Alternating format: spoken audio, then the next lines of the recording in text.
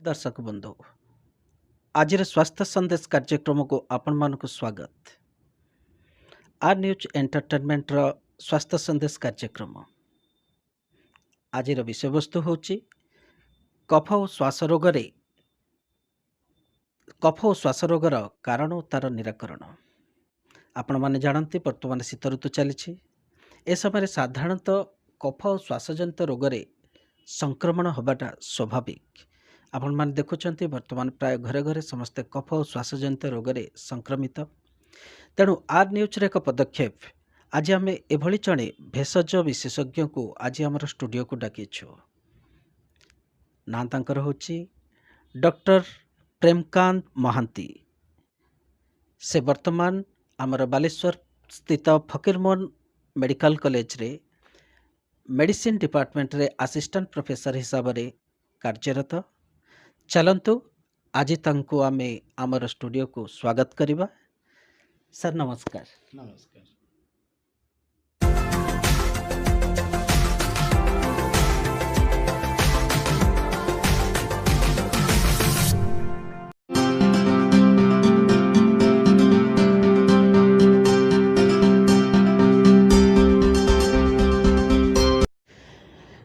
Doctor Mahanti आमर कार्यक्रम को आपन को स्वागत। धन्यवाद। आज आमर कार्यक्रम को आपण एते समय देथिबारु आपन को अशेष धन्यवाद। एते दूर रे आपण अछंती तथापि मोर अनुरोध रक्षा करी आपण आज आमर स्टूडियो को आसीथिबारु आपन को अशेष अशेष धन्यवाद।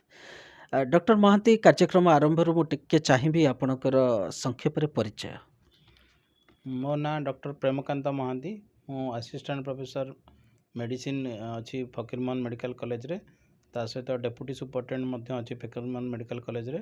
मोर interest diabetes diabetic food HIV AIDS मध्य मो ट्रेनिंग नहीं एवं दीर्घ मोर 20 वर्षर अभिज्ञता अच्छी प्रैक्टिस रे एवं मोर चाकरी पाखापाखि 20 वर्ष हो गलानी।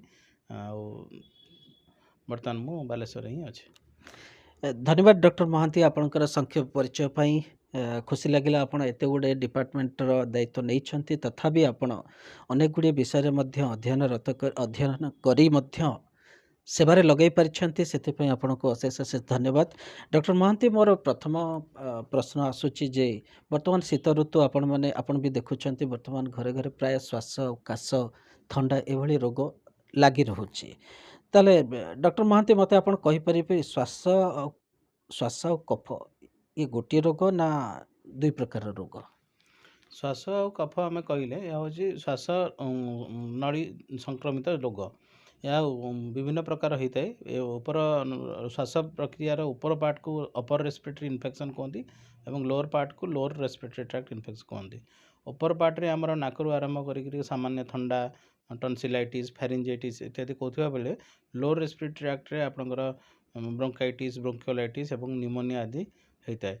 तो श्वासजनिक रोग जोटा लोअर रेस्पिरेटरी ट्रैक्ट इन्फेक्शन को श्वासजनिक रोग कहते जो पेसेंट रोगीर ध्वंस हुए और अधिक कष्ट पाए और साधारण ठंडा काश जोटा ओपर लेवल हुए जोटा केवल नाकरू पानी बोहिबा मुंड बिंधा हवा तंटी दरज हवा यही सब होता है। अच्छा आमे तो जानिले जे वो गोटे होची ऊर्ध्व श्वास आ गोटे ऊर्ध्व अपर रेस्पिरेटरी ट्रैक आ गोटे लोअर रेस्पिरेटरी ट्रैक दुई प्रकार आपण ताको डिवाइड कले प्रकार भेदरे। किंतु मु जानिया पे चाहूँ जे ऋतु अनुଯାयी ये जो श्वास और काश रोग र किछि प्रभाव रही छि। श्वास और काश जो रोग होची ऋतु अनुଯାयी तार किछि प्रभाव रही छि कि? आज्ञा जनरली बा नॉर्मली तो सब ऋतु रे ठंडा काश हो पारे किंतु ठंडा ऋतु रे यह बेसी हुए तार बहुत गुड़े कारण अच्छी। गोटे मुख्य कारण है ठंडा ऋतु रे भाइरस जो आम कॉमनली जो भाइरस करते राइनो भाइरस कि अन्य ठंडा भाइरस से माने को ग्रोथ रे अधिका हेल्प होता है। ता सहित शीत ऋतु रे आमे माने समस्ते क्लोज स्पेस रे अधिका रही चाहता ता द्वारा इन्फेक्शन टा व्यापी थाए एवं यही सब विभिन्न ठंडा एनवायरनमेंट द्वारा तंटी एलर्जी होता है। यही समय विभिन्न ठंडा रोग अधिका होता है। अच्छा आपणकर कहवा कथा होची जे यह साधारणतः भाइरस जनित रोग राइनो भाइरस द्वारा साधारणतः कफ और श्वास जनित रोग रे लोक माने बा लोअर रेस्पिरेटरी ट्रैक्ट डिजीज माने द्वारा संक्रमित होई थांती। अच्छा आ गोटे यार मेन कारण कौन जदि प्रमुख कारण भितर आम देखा ताले प्रमुख कारण कौन रोचे श्वास और काश जनित रोगर? प्रमुख कारण काश और थंडा जनित रोज प्रथम कारण है इन्फेक्शन बा यह गोटे रोगी ठू अन्य रोगी ठू व्यापी थाए। और द्वितीय मुख्य कारण है एलर्जी जे विभिन्न प्रकार पोलेन एलर्जी एलर्जी होता है। तो मुख्य कारण प्रथम कारण बैक्टेरिया हो पारे, भाइराल हो पारे, फंगाल हो पारे, विभिन्न प्रकार जीवाणु द्वारा होता है जोटा गोटे लोक आउ जन रोग को व्यापी थाए ता द्वारा थंडा काश कफ जनित रोग होता है।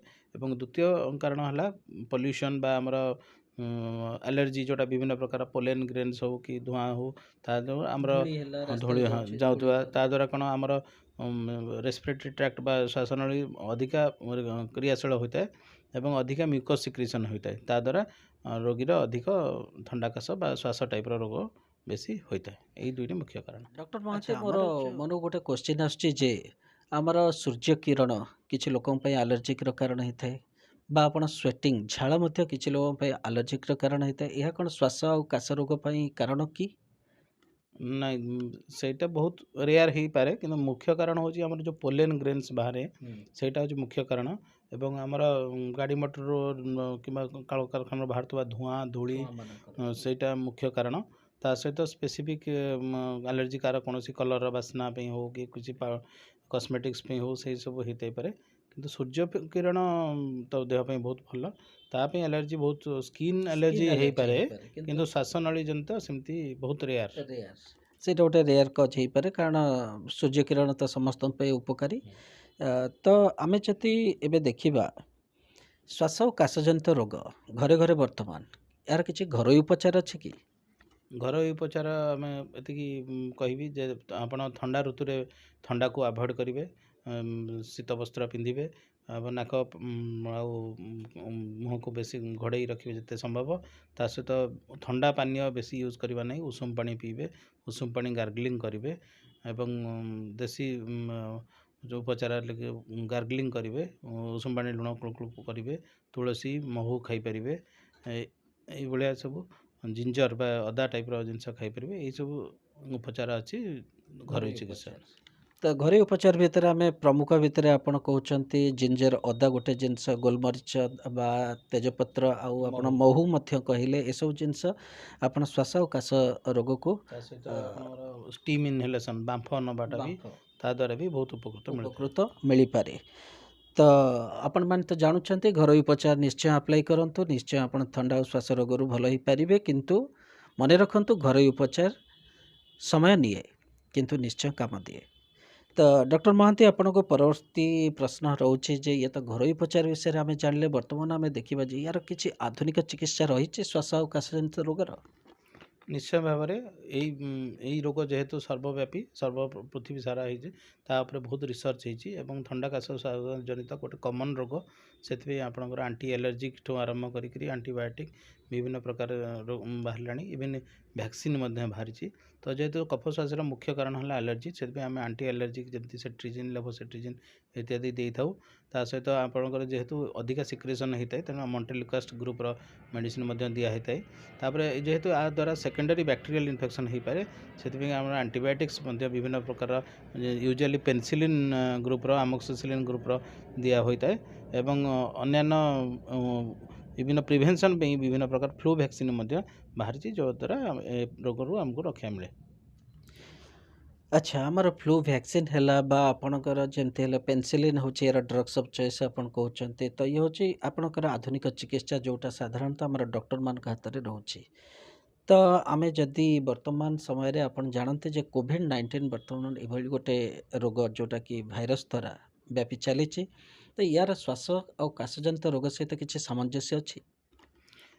ଏହା ଆମର ସାଧାରଣ ଥଣ୍ଡା କାଶ କରୁଥିବା ଭାଇରସ୍ ବୋଲି ଏହା ମଧ୍ୟ ଗୋଟେ ଭାଇରସ୍, କିନ୍ତୁ ଯେହେତୁ ଏହାର ବେଶୀ ଡେଞ୍ଜରସ୍ ହେଇଥିପାଇଁ କାରଣ ଏଇ ଭାଇରସ୍ଟା ପୁରା ଟୋଟାଲି ନ୍ୟୁ, ତେଣୁ ଆମେ ଆମର ମାନେ ଇମ୍ୟୁନିଟି ଏଇ ଭାଇରସ୍ ପ୍ରତି ଆମର ଡେଭଲପ୍ ହେଇନାହିଁ, ସେଇଥିପାଇଁ ଏହା ଅତି ମାରାତ୍ମକ ଆକାର ଗ୍ରହଣ କରିଛି। କିନ୍ତୁ ଏହା ମଧ୍ୟ ଗୋଟେ ଥଣ୍ଡା କାଶ ଟାଇପ୍ର ଭାଇରସ୍ ଯେଉଁଟାକି ଆମର ଅନ୍ୟ ଲୋକର ନାକ ବା ନିଶ୍ୱାସରେ ଯାଇ ଅନ୍ୟ ଲୋକର ରେସ୍ପିରେଟରୀ ଟ୍ରାକ୍ଟରେ ଯାଇଥାଏ ଏବଂ ସେଇ ଟାଇପ୍ର ଥଣ୍ଡା କାଶ ଜ୍ୱର ଆଦି ହେଇଥାଏ। କେବଳ ଯେହେତୁ ବଡ଼ିର ଇମ୍ୟୁନିଟି ଯେଉଁମାନଙ୍କ ନଥାଏ କିମ୍ବା କୌଣସି ସେମାନେ ରୋଗରେ ପୀଡ଼ିତ ନଥାନ୍ତି ସେମାନେ ଅଧିକ ମାତ୍ରାରେ ଆକ୍ରାନ୍ତ ହୋଇଥାନ୍ତି ଏବଂ ଆମର ବଡ଼ିର ଇମ୍ୟୁନିଟି ସେଇ ନୂଆ ଭାଇରସ୍ ପ୍ରତି ନଥିବା ହେତୁ ବର୍ତ୍ତମାନ ସେଇଟା ଗୋଟେ ଇପିଡେମିକ୍ ଆକାର ଧାରଣ କରିଛି।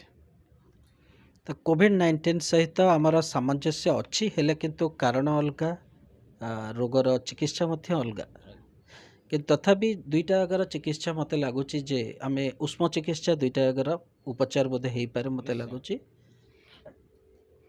ଆଚ୍ଛା, ଠିକ୍ ଅଛି।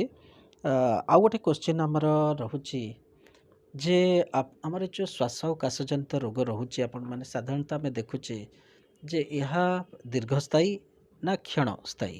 ଅଳ୍ପ ଦିନ ପାଇଁ ଏହା ରହେ ନା ବେଳେବେଳେ ଏହା ମାସ ମାସ ଧରି ରୋଗଟା ବ୍ୟାପେ? ଭଲ କ୍ୱେଶ୍ଚିନ୍ ସାର୍ ପଚାରିଛନ୍ତି। ରେସ୍ପିରେଟରୀ ଟ୍ରାକ୍ଟ ଇନଫେକ୍ସନ୍ ବିଭିନ୍ନ ପ୍ରକାର ହେଇପାରେ। ୟୁଜୁଆଲି ଦୁଇ ପ୍ରକାର ହେଇପାରେ, ସର୍ଟ ଟର୍ମ ବି ହେଇପାରେ, ଲଙ୍ଗ ଟର୍ମ ବି ହେଇପାରେ। ନର୍ମାଲି ଆମର ଇନଫେକ୍ସନ୍ ପାଇଁକିରି ଫ୍ୟାରିଞ୍ଜାଇଟିସ୍, ଲାରିଞ୍ଜାଇଟିସ୍ ଏବଂ ଏହା ସବୁ ଅଳ୍ପ ସ୍ୱଳ୍ପ ସମୟ ପାଇଁ ହେଇଥାଏ। ଏବଂ ଯେଉଁ ନିମୋନିଆ, ଯେଉଁ ଶ୍ୱାସନଳୀର ନିମୋନିଆ, ବ୍ରୋଙ୍କିଆଇଟିସ୍, ଏହା ମଧ୍ୟ ସର୍ଟ ଟର୍ମ ହେଇଥାଏ। କିନ୍ତୁ ଯେଉଁମାନେ କ୍ରନିକ୍ ସ୍ମୋକର ବା ସିଗାରେଟ୍ ପିଅନ୍ତି, ସେମାନଙ୍କର ଯେଉଁ ସିଓପିଡ଼ି ରୋଗ ହୁଏ, କ୍ରନିକ୍ ଅବଷ୍ଟ୍ରକ୍ଟିଭ୍ ପଲ୍ମୋନାରୀ ଡିଜିଜ୍, ସେଇଟା ଆପଣଙ୍କର ସେଇଟା ହେଉଛି କ୍ରନିକ୍ ଡିଜିଜ୍। ସେଇଟା ମଝିରେ ମଝିରେ ତା'ର ଆକ୍ୟୁଟ୍ ଏକ୍ସାଜରବେସନ୍ ବା ମଝିରେ ମଝିରେ ସେଇଟା ବଢ଼ିଯାଏ ଏବଂ ସେଇଟା ବେସ୍ ଲାଇନ୍ରେ ସେଇଟା ଲଙ୍ଗସଟା ଯେହେତୁ ଡ୍ୟାମେଜ୍ ହେଇଯାଇଥାଏ, ସେଥିପାଇଁ ଲଙ୍ଗସଟା ରହିଯାଏ। ଆଉ ଗୋଟେ ହେଲା ବ୍ରୋଙ୍କିଆଲ୍ ଆଜମା। ବ୍ରୋଙ୍କିଆଲ୍ ଆଜମା ମଧ୍ୟ ଏହା ମଧ୍ୟ ଗୋଟେ ଆଲର୍ଜିକ୍, ଯେହେତୁ ଲୋକର ସେନ୍ସିଟିଭିଟି ଥାଏ ବିଭିନ୍ନ ଆଲର୍ଜେନ୍ସକୁ, ସେ ଆଲର୍ଜେନ୍ସର ଏକ୍ସପୋଜର୍ ହେଲେ ସେଇଟା ବାହାରେ, ଯେଉଁଟା ଇଣ୍ଟରମିଟେଣ୍ଟ ହେଇପାରେ। ଆଉ ଗୋଟେ ବିଭିନ୍ନ ରୋଗ ମଧ୍ୟ ଅଛି ଯେମିତି ଇଣ୍ଟରଷ୍ଟିସିଆଲ୍ ଲଙ୍ଗ ଡିଜିଜ୍, ସେଇଟା ମଧ୍ୟ ଏହା କ୍ରନିକ୍ ରୋଗ। ଆଉ ଗୋଟେ ହେଲା ଅକୁପେସନାଲ୍ ଲଙ୍ଗ ଡିଜିଜ୍ ହାଜାର୍ଡ଼, ଯେଉଁଟା ସିଲିକୋସିସ୍, ବାଇସିନୋସିସ୍, ଆନ୍ଥ୍ରାକୋସିସ୍, ଯେଉଁମାନେ ବିଭିନ୍ନ ପ୍ରକାର ଜୁଟ୍ ଫ୍ୟାକ୍ଟ୍ରି, କଟନ୍ ଫ୍ୟାକ୍ଟ୍ରି ବର୍ଷ ବର୍ଷ ଧରି କାମ କରନ୍ତି, ତାଙ୍କର ଲଙ୍ଗସ୍ ଡ୍ୟାମେଜ୍ ହେଇଥାଏ, ସେମାନେ ମଧ୍ୟ କ୍ରନିକ୍ ରେସ୍ପିରେଟରୀ ଇନଫେକ୍ସନ୍ ବା ବହୁତ ଦିନ ଧରି ଶ୍ୱାସଜନିତ ରୋଗରେ ପୀଡ଼ିତ ହୁଅନ୍ତି। କିନ୍ତୁ ସାଧାରଣତଃ ସର୍ଟ ଟର୍ମ ହୋଇଥାଏ। ସାଧାରଣତଃ ଏହା ସର୍ଟ ଟର୍ମ ବା କ୍ଷଣସ୍ଥାୟୀ ଥାଏ, କିନ୍ତୁ ହେଲେ କିଛି ଆପଣଙ୍କର କାରଣ ଥାଏ ଯାହା ପାଇଁ ଏହି ରୋଗ ଦୀର୍ଘସ୍ଥାୟୀ ହେଇପାରେ। ଧନ୍ୟବାଦ ଡକ୍ଟର ମହାନ୍ତି। ବ୍ରେକ୍ ପରେ ଆପଣମାନଙ୍କୁ ପୁଣି ସ୍ୱାଗତ। ପ୍ରଫେସର ମହାନ୍ତି, ଆପଣଙ୍କୁ ମୋର କ୍ୱେଶ୍ଚିନ୍ ହେଉଛି ଯେ ଏଇ ଯେଉଁ ଶ୍ୱାସ ଓ କାଶଜନିତ ରୋଗ, ଏହା ଏକ ଜୀବନନାଶକାରୀ ରୋଗ କି? ଯଦିଓ ଏହା ସାଧାରଣ ରୋଗ, କିନ୍ତୁ କିଛି ଲୋକଙ୍କ ପାଇଁ ଏହା ପ୍ରାଣନାଶକ ହୋଇପାରେ। ଯେମିତି ଯେଉଁମାନଙ୍କର ଇମ୍ୟୁନିଟି କମ୍, ସପୋଜ ସେମାନଙ୍କର ଓଲ୍ଡ ଏଜ୍ ହେଲାଣି, ଡାଇବେଟିସ୍ ଅଛି, କ୍ରନିକ୍ ଆଲକୋହଲିକ୍, କିମ୍ବା ଯେଉଁମାନଙ୍କର HIV କିମ୍ବା ଅନ୍ୟାନ୍ୟ ଇମ୍ୟୁନୋ କମ୍ପ୍ରୋମାଇଜ୍ଡ ଯେଉଁମାନେ କୁହନ୍ତି ଆମକୁ ଭାଷାରେ, ସେମାନଙ୍କ ରୋଗ ପ୍ରତିରୋଧକ ଶକ୍ତି ଅଛି, ସେମାନେ ଏହି ସାଧାରଣ ରୋଗ ହେଲେ ମଧ୍ୟ ଏହା ଲଙ୍ଗସକୁ ଅଧିକ ମାତ୍ରାରେ ଆଫେକ୍ଟେଡ଼ କରିଥାଏ ଏବଂ ସେମାନଙ୍କର ଜୀବନ ପ୍ରତି ଏହା ବିପଦ ସୃଷ୍ଟି କରିଥାଏ। ତାମାନେ ଆପଣ କହିବା ପାଇଁ ଚାହାନ୍ତି ଯେ ସାଧାରଣତଃ ଯଦି ଇମ୍ୟୁନିଟି ଲୋକମାନଙ୍କ ଠାରେ ରହିଛି, ରୋଗ ପ୍ରତିରୋଧକ ଶକ୍ତି ଲୋକମାନଙ୍କ ଠାରେ ଅଛି, ତାହେଲେ କଫ ଓ ଶ୍ୱାସଜନିତ ରୋଗରେ ସେମାନେ କମ୍ ଆଟାକ୍ ହେବାର ବା ତାଙ୍କୁ ଆଟାକ୍ କରିବାର ଆଶଙ୍କା ବହୁତ କମ୍ ଥାଏ। ପ୍ରଫେସର ମହାନ୍ତି, ମୋର ଆଉ ଗୋଟେ କ୍ୱେଶ୍ଚିନ୍ ରହୁଛି ଯେ ଏଇ ରୋଗରେ ବିଶେଷ ପ୍ରକାରର ଆମର ଖାଦ୍ୟପେୟ କ'ଣ ରହିବା ଉଚିତ? ଖାଦ୍ୟପେୟ, ଆଚାର ବିଚାର ଏସବୁ କ'ଣ ରହିବା ଉଚିତ? ଯେହେତୁ ଏହାର ମୁଖ୍ୟ କାରଣ ହେଉଛି ଆଲର୍ଜି ଏବଂ କୋଲ୍ଡ ଆଲର୍ଜି ଗୋଟେ ମୁଖ୍ୟ କାରଣ, ତାକୁ ଆଲର୍ଜି ଭିତରୁ କୋଲ୍ଡ ଆଲର୍ଜି, ଏଇଭଳିଆ ରୋଗମାନଙ୍କୁ ଉଷ୍ମ ଚିକିତ୍ସାରେ ରହିବାକୁ ପଡ଼ିବ। ସେମାନେ ଥଣ୍ଡା ଜିନିଷ ଆଭଏଡ଼ କରିବାକୁ ପଡ଼ିବ, କୋଲ୍ଡ ଡ୍ରିଙ୍କସ୍, ଆଇସ୍କ୍ରିମ୍, ଥଣ୍ଡା ପାଣି, ଫ୍ରିଜ୍ ପାଣି, ଏଗୁଡ଼ା ଆଭଏଡ଼ କରିବାକୁ ପଡ଼ିବ।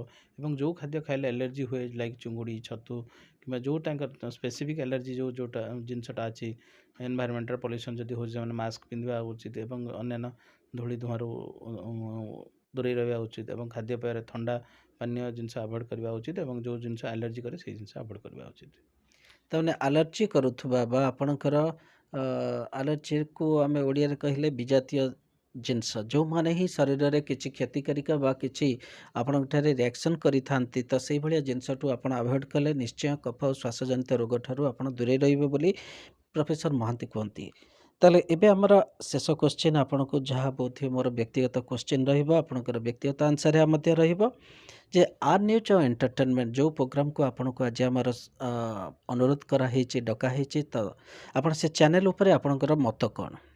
ଏହା ବହୁତ ଭଲ ଆପଣଙ୍କର ପ୍ରୟାସ। ଆପଣମାନଙ୍କୁ ଧନ୍ୟବାଦ ଦେବେ, ଆପଣଙ୍କୁ ଏବଂ ଆପଣଙ୍କ ଟିମ୍କୁ।